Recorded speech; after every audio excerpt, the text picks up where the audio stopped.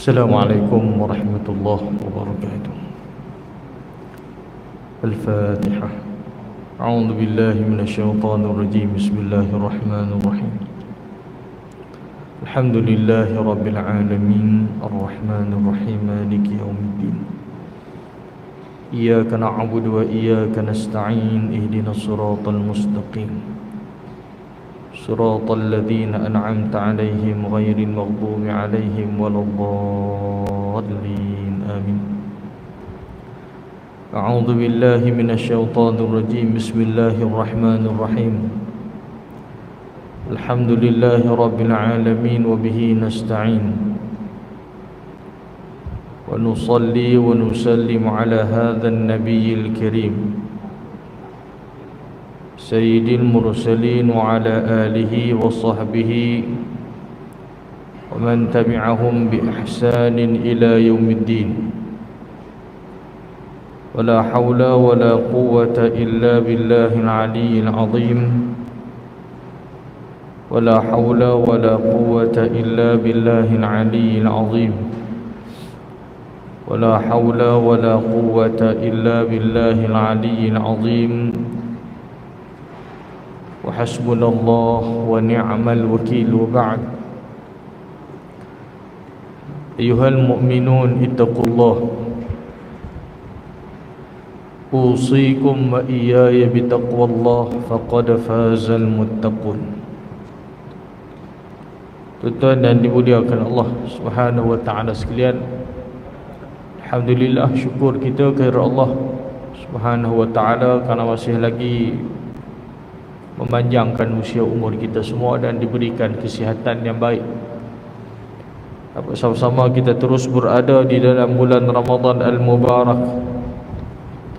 Siang harinya kita berpuasa, menahan diri daripada makan dan minum, menahan diri daripada melakukan perkara-perkara yang dilarang oleh Allah Azza wa Jal. Malamnya kita bertarawih, bertadarus, berqiyamul lail, dan dengan segala macam aktiviti ibadah yang kita lakukan di dalam bulan Ramadan Al-Mubarak ini, mudah-mudahan ianya diterima oleh Allah Subhanahu wa taala insya-Allah. Bulan Ramadan salah satu bulan yang ada di dalam bulan Islam yang datangnya selepas daripada bulan Syaban. Maka datangnya bulan Ramadan. Dan kita semua tahu bahawa dalam bulan Islam ini dia ada peristiwa-peristiwa yang berlaku di dalam bulan-bulan tersebut. Termasuklah bulan Ramadan yang sedang kita ada pada hari ini. Antara peristiwa besar yang berlaku di dalam bulan Ramadan Al-Mubarak, iaitulah peristiwa peperangan Badar. Ya, insya-Allah pada tengah hari kesempatan yang ada ini untuk sama-sama kita berkongsi berkaitan dengan tajuk ibrah, pengajaran daripada perang Badar. Kita nak sebut sikit latar belakang kisah ataupun peristiwa perang Badar. Kemudian barulah kita nak lihat beberapa hikmah dan pengajaran ibrah yang boleh kita ambil daripada peristiwa peperangan Badar yang berlaku di dalam bulan Ramadan Al-Mubarak. Tuan-tuan yang dimuliakan Allah Ta'ala sekalian, yang disebut sebagai Ghazwatul Badr Al-Kubra, peperangan Badar Al-Kubra ini, dia berlaku pada 17 Ramadan. 17 Ramadan pada tahun 2 Hijrah. 17 Ramadan 2 Hijrah. Dan apakah sebab dan berlakunya peperangan tersebut? Kalau kita belajar sirah, bila kita belajar tentang satu-satu peperangan, dia akan sebut dan nyatakan kepada kita sababul ghazwah, sebab berlakunya peristiwa ataupun peperangan itu ada sebab, ada sebabnya. Tuan-tuan sekalian, kisah ataupun peperangan Badar ini dia bermula apabila Nabi kita sallallahu alaihi wasallam, Nabi mempelawa para sahabat radhiyallahu taala anhum ajma'in untuk menyekat satu kafilah, rombongan kafilah dagang Quraisy yang pulang daripada Syam, maka nak balik pergi ke Mekah. Daripada Syam nak balik ke Mekah. Pada asalnya tuan-tuan sekalian, misi asal perancangan ini bukanlah untuk tujuan berperang. Pada asalnya tak ada niat pun nak berperang. Cuma Nabi SAW, Nabi memperlawa di kalangan para sahabat untuk menyekat kafilah dagang Quraisy yang baru pulang daripada Syam nak balik ke Mekah. Apa yang berlaku tuan-tuan sekalian, walaupun kafilah ini diketuai oleh Abu Sufyan, waktu ni Abu Sufyan tak masuk Islam lagi lah, antara penentang hebat lah, orang yang benci, yang tak suka pada Islam, yang benci Nabi ni, antaranya ialah Abu Sufyan. Jadi Abu Sufyan ni dia menjadi ketua pada kafilah tersebut, juga dia terselamat daripada sekatan yang dilakukan oleh tentera Islam, oleh umat Islam. Namun setelah daripada itu, Abu Sufyan ini tuan-tuan sekalian, apa yang dia buat? Sebelum tu dia telah mengutuskan utusan kepada Quraisy untuk keluar melindungi kafilah itu. Maka rentetan daripada peristiwa tersebut, permintaan itu, maka orang kafir Quraisy maka telah keluar dengan jumlah bilangan 1000 orang tentera. 1000 orang tentera. Antaranya 600 orang tentera yang berbaju perisai lengkap, berbaju perang, 100 ekor kuda yang dipakaikan 100 baju perisai. Dan ini tidak termasuk baju perisai tentera yang berjalan kaki, dan 700 ekor unta. 700 ekor unta. Dan kemudian turut bersama dengan mereka tentera kafir Quraisy ni, iaitulah golongan wanita. Maka bawa penyanyi-penyanyi perempuan, tugas mereka buat apa? Untuk memukul gendang dan menyanyi untuk mengutuk orang Islam. Ini dia punya peranan. Orang perempuan tu bawa pergi ketuk gendang, dan menyanyi untuk menghina orang Islam. Dan berapakah bilangan tentera Islam di kalangan sahabat Nabi SAW? Bilangan tentera Islam tuan-tuan sekalian seramai 313. Ataupun dalam sirah sebut juga 314 orang, 313 ataupun 314.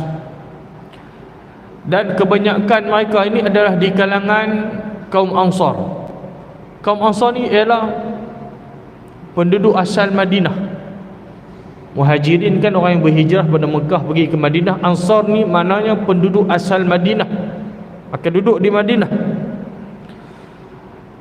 Dan tentera Islam mereka membawa 70 ekor unta.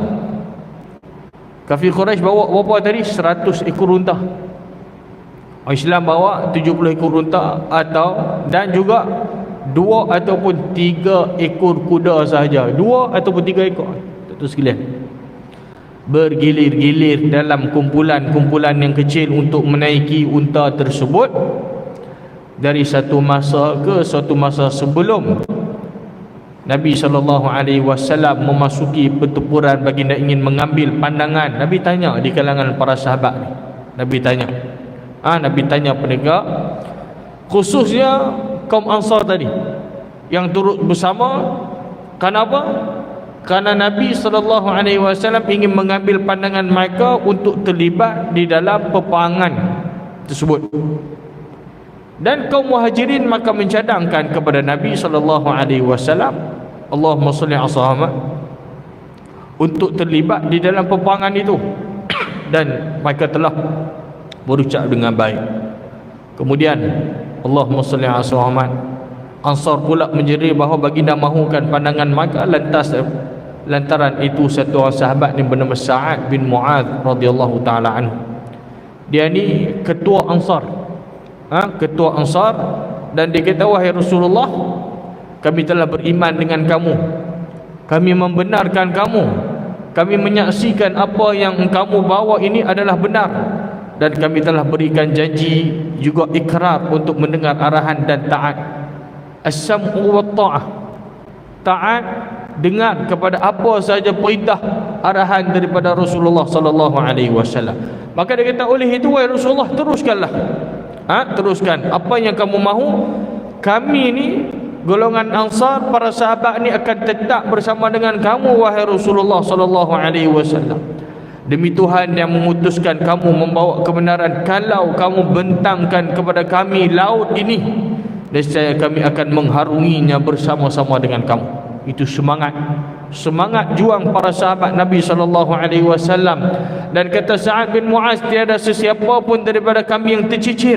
Kami tidak benci untuk bertemu dengan musuh kami esok. Kami kaum yang sabar ketika perang dan jujur, yakni tidak belot ketika bertemu musuh. Semoga Allah Subhanahu wa taala membuatkan sesuatu berlaku kepada kalangan kami yang akan menggembirakan kamu wahai Rasulullah sallallahu alaihi wasallam. Maka berangkatlah bersama kami dengan berkat dan pertolongan daripada Allah Subhanahu wa taala. Baik.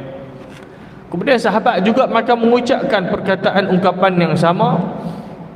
Nabi sallallahu alaihi wasallam bila mendengar jawapan itu, Nabi rasa gembira dan seronok melihat kepada kesungguhan dan semangat para sahabat ini di kalangan kaum Ansar. Dan Nabi kata, berangkatlah kamu dengan berkat Allah, bergembiralah, sesungguhnya Allah telah menjanjikan kepadaku untuk berhadapan dengan salah satu kumpulan, sama ada kafilah dagang ataupun angkatan tentera.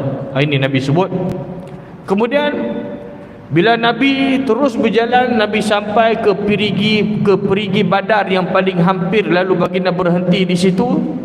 Lantas satu orang yang bernama Al-Hubab bin Al-Munzir berkata, wahai Rasulullah, adakah tempat ini ditetapkan oleh Allah Ta'ala kepada kamu, di mana kamu tidak boleh terkedepan dan terkebelakang, atau yang merupakan satu buah fikiran, strategi perang dan juga tipu helah?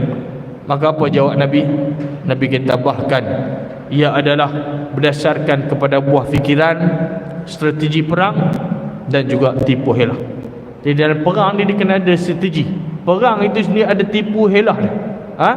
Dia kena ada strategi perang. Maka Al-Hubab bin Al-Munzir tadi bila dia mencadangkan kepada Nabi SAW agar berpindah ke tempat yang lain, tempat yang lebih strategik, tempat yang lebih strategik yang boleh umat Islam ataupun tentera Islam menyekat air Badar sampai kepada orang musyrik. Ini panggil strategik. Strategik. Oleh itu Nabi SAW dan para sahabat mereka pun berangkat sehinggalah sampai ke tempat yang dicadangkan oleh Al-Hubab bin Munzir. Kemudian berhenti di situ. Seterusnya Sa'ad bin Mu'adz pula mencadangkan agar dibina sebuah khemah untuk Rasulullah SAW di belakang barisan tentera Islam. Tak dapat Nabi minta pandangan sahabat ni, minta pandangan daripada orang Ansar dan sahabat-sahabat yang lain.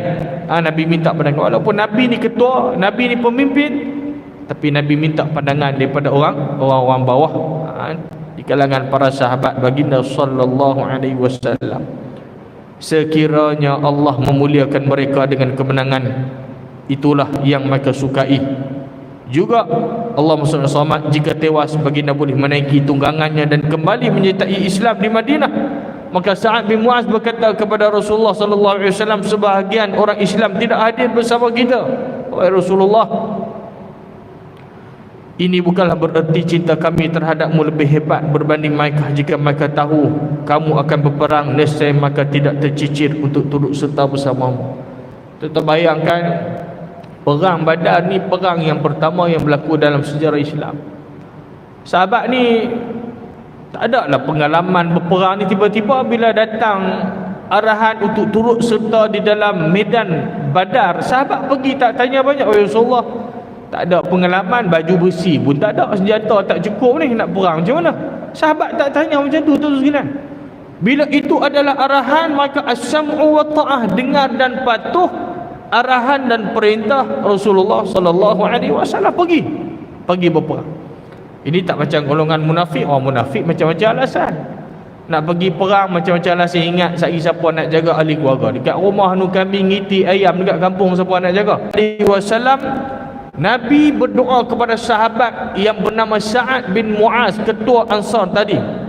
Nabi memerintahkan agar dibina sebuah khemah untuk baginda. Apabila kedua kumpulan membakar semangat mereka untuk berperang dan memberikan motivasi kepada mereka berjuang, berjihad tadi, untuk mereka dapat syahid di jalan Allah Subhanahu wa taala. Apakah kata-kata semangat yang Nabi sebut? Nabi kata, "Wallazi nafsi biyadihi la yuqatiluhumul yawma rajulun fayuqtalu sabiran muhtasiban muqbilan ghaira mudbirin illa adkhalahu Allahul jannah." Nabi kata, demi Tuhan yang jiwaku di dalam genggamannya, sesiapa yang memerangi mereka, yakni memerangi orang-orang musyrik pada hari ini, kemudian dia terbunuh dalam keadaan penuh kesabaran dan keikhlasan, maka Nabi kata terus maju dan tidak lari daripada medan pertempuran itu, pasti Allah Subhanahu wa taala akan memasukkannya ke dalam syurga. Ini janji Nabi. Nabi bagi semangat, Nabi bagi motivasi kepada sahabat, kepada para sahabat untuk terus berperang dan berjihad, sehinggalah maka mencapai, maka dapat syurga Allah Subhanahu wa taala. Maka setelah daripada Nabi SAW, bila Nabi pulang daripada kemah tadi bersama dengan Sayyidina Abu Bakar, yang dikawal oleh sahabat Nabi tadi yang bernama Sa'ad bin Mu'az, yang siap menghunuskan pedang dan senjatanya, menjaga dan memelihara baginda Rasulullah SAW.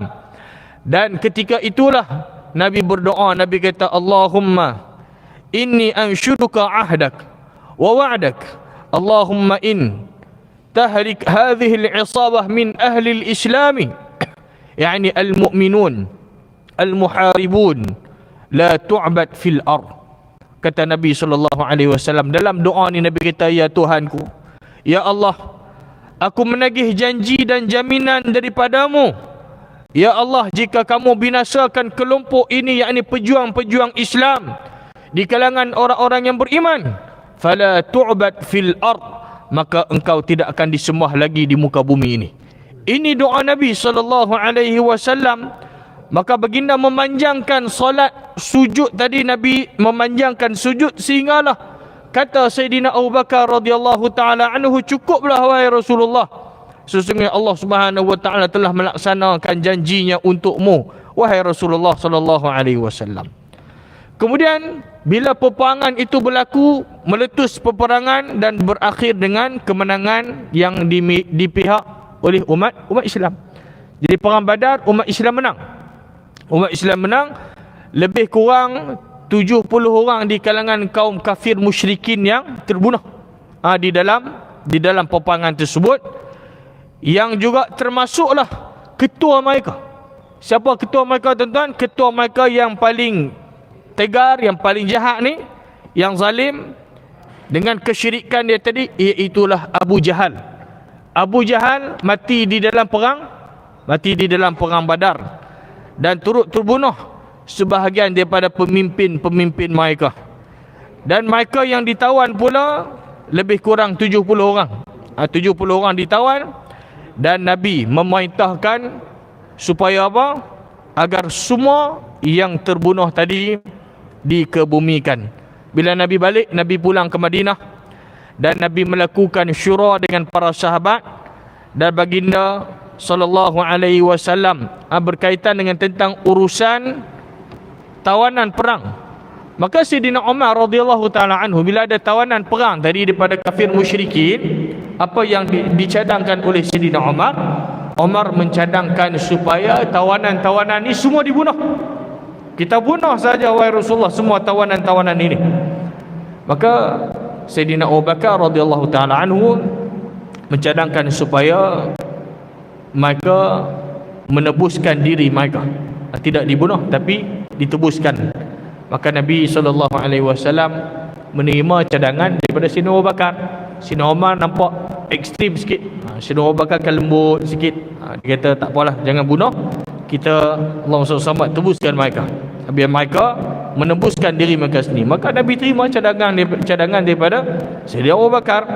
Oleh itu orang musyrik telah pun menebus tawanan mereka dengan apa? Dengan harta. Baik. Itu secara ringkas tentang kisah ataupun peristiwa perang Badar yang berlaku. Kemudian kita nak tengok di sudut hikmah. Hikmah di dalam peperangan Badar ini, tuan-tuan sekalian. Perang Badar ini sangat besar artinya di dalam sejarah Islam. Sebab itu sahabat yang turut perang Badar yang masih hidup, mereka ni ada gelaran di belakang nama mereka Al-Badri. Al-Badri ni makna sahabat yang pernah turut serta di dalam peperangan Badar. Dalam peperangan Badar. Maka andai kata tentera Islam kalah dalam peperangan itu, maka tamatlah riwayat orang-orang Islam, malah agama Islam itu sendiri. Sebab tu doa Nabi tadi, bila Nabi kata jangan engkau binasakan kumpulan-kumpulan umat Islam ini, kalau mereka mati fala tu'bad fil ard, kamu tidak akan disembah di muka bumi ini. Maka Allah Ta'ala memberikan kemenangan kepada umat Islam, dan kemenangan ini yang menguatkan kedudukan umat Islam yang berada di Madinah, dan menambah keyakinan dan kekuatan bahawa mereka adalah pihak yang benar. Dan mereka telah mula disegani dan ditakuti oleh kabilah-kabilah Arab, dan diguruni oleh golongan Yahudi dan juga golongan munafik. Golongan munafik ni banyak berada di Madinah ketika itu. Sebaliknya pengaruh orang Quraisy Mekah mula lemah dan merosot. Ini yang berlaku. Dan orang Islam, orang yang ditawan oleh tentera Islam pula, apabila mereka balik ke Mekah setelah dilepaskan, telah menceritakan kepada sahabat-sahabat dan ahli keluarga mereka tentang kebaikan dan keindahan Islam. Maka tidak dibunuh walaupun ditawan, maka ditebus dan dikembalikan kepada ahli keluarga mereka. Maka cerita ini dengan secara tidak langsung, tuan-tuan sekalian, telah memberi pertolongan yang besar kepada perkembangan agama Islam di Mekah terutamanya. Mereka yang selalunya menerima layanan buruk dari orang Quraisy secara diam telah berhijrah ke Madinah, dan akhirnya mereka memeluk agama Islam, masuk Islam. Dengan ini tentera Islam makin bertambah dari masa ke semasa. Maka peperangan Badar ini membuatkan umat Islam jadi kuat, memperkuatkan lagi kepercayaan orang kepada Islam, kepada agama Islam yang dibawa oleh baginda Rasulullah sallallahu alaihi wasallam. Dan akhirnya mereka sanggup berkorban jiwa dan raga mereka untuk kepentingan baginda Rasulullah sallallahu alaihi wasallam dan juga demi agama Islam yang tercinta. Sahabat ni maka berjuang, berjihad, memberikan jiwa dan harta benda mereka. Walaupun jiwa mereka, tubuh badan mereka terkorban, maka gugur syahid, tapi itulah cita-cita mereka. Yang penting Islam, agama Islam dijaga, dipelihara dan dapat diteruskan, dapat disampaikan kepada umat kemudian. Nabi dan para sahabat dulu berjuang dan berjihad untuk nak memastikan Islam ini sampai kepada kita, tuan-tuan sekalian. Balang yang ada di kalangan umat Islam hari ini yang tidak kenal ketuhan, yang tidak kenal Nabi mereka. Bila nama Allah, kalimah Allah dipermainkan oleh musuh, tidak ada satu perasaan sensitif terhadap peristiwa yang berlaku. Wahai umat Islam, Nabi dan sahabat dulu berjuang, bertumpah darah untuk nak bawa Islam ini sampai kepada kita, tuan-tuan sekalian. Muslimin muslimat yang dimuliakan Allah Subhanahu wa taala sekalian. Dan akhir sekali, iaitulah ibrah dan pengajaran yang boleh kita ambil daripada peristiwa ataupun kisah peperangan Badar ini, tuan-tuan sekalian. Yang pertama sekali ialah perjuangan itu pasti diuji. Perjuangan itu pasti diuji dan menjadi lumrah. Apabila Islam berkembang, maka ia akan mendapat tentangan dan halangan yang hebat. Perjuangan ini pasti diuji oleh Allah Subhanahu wa taala, dan ini adalah sunnatullah, sunnah perjuangan Islam yang dilalui oleh orang-orang yang terdahulu daripada kita. Ketika mana Islam lemah, maka tidak mengendahkan Islam. Tetapi apabila ia semakin kuat, mereka mengganggu gugat. Maka inilah yang berlaku kepada Rasulullah sallallahu alaihi wasallam di dalam peperangan Badar. Orang Islam hanya untuk menyekat kafilah perniagaan yang membawa barang dagangan sahaja ketika itu, bukan hendak berperang. Tetapi apabila berlaku peperangan tadi, tuan sekalian, mereka pun bukan mau cadang awal plan nak pergi berperang. Tapi bila tercetusnya peperangan tadi, Nabi dan para sahabat maka tidak akan mudah mengalah. Begitu saja demi marah Islam, maka terus ke medan Badar, berperang melawan musuh. Baik. Yang kedua, ibrah pengajarannya ialah yang boleh kita ambil daripada peperangan Badar, iaitulah mempertahankan Islam ini bukanlah satu agenda peribadi.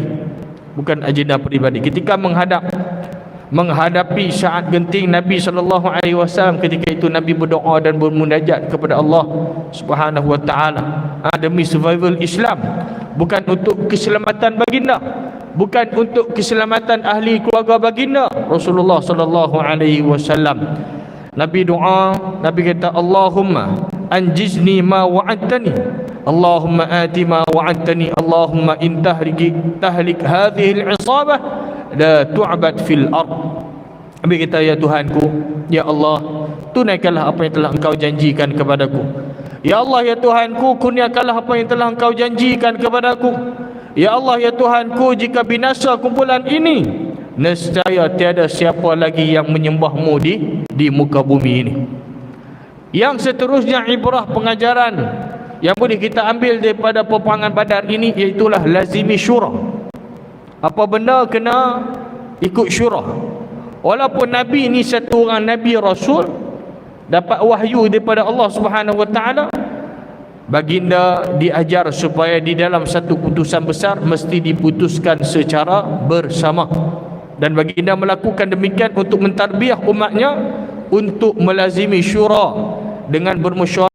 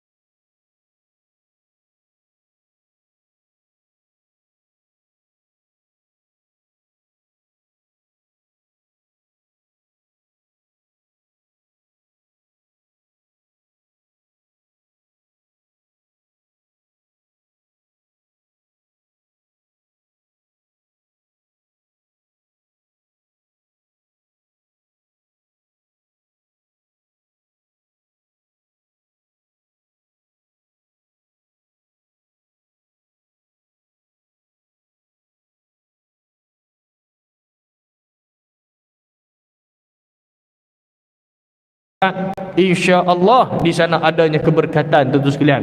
Sebab tu kita bila uruskan masjid surau, keputusan kita kena ikut mesyuarat syura, tak boleh buat keputusan seorang. Jadi kalau seorang dia tak jadi keputusan, tuan-tuan sekalian, sebab dia bukan syura. Jadi sebab tu ada ahli jawatan kuasa. Bila kita buat satu keputusan, dibincangkan dalam majlis syura, dalam mesyuarat, sepakat semua buat satu keputusan.